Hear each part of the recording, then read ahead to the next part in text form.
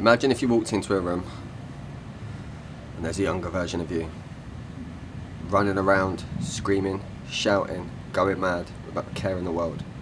Everyone watching him and still not one care.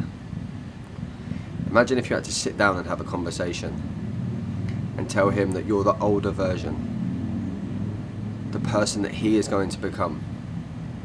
And when he says to you, how well did we do? What have we achieved? What have we done? And your reply is, not a lot. We started to care what people thought. We didn't want to speak our mind anymore. And we just lived in the shadows of life. We didn't take our chances. We didn't create opportunities. And what crippled us was the thoughts of other people. How heartbroken do you think it would be? How disappointed do you think it would be? And what do you think it would say to you? Because this is the reality. When we're children, we don't care. We scream, we shout, we demand what we want. And we live a life that's authentic, being exactly how we want to be. We go to school and all of a sudden go into our shell, start to create this personality to fit in. We start caring what people think.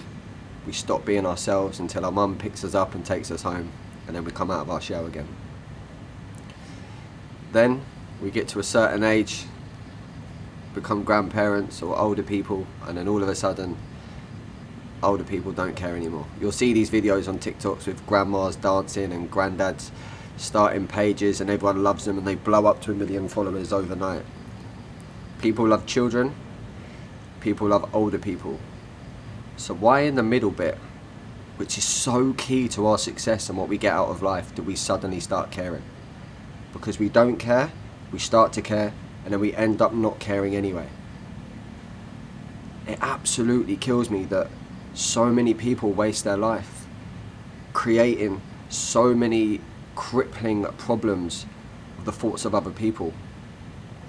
Everything is your imagination. You don't know what people are thinking anyway.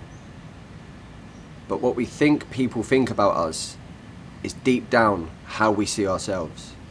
So we create this illusion that certain people think about us a certain way, and it's just not real.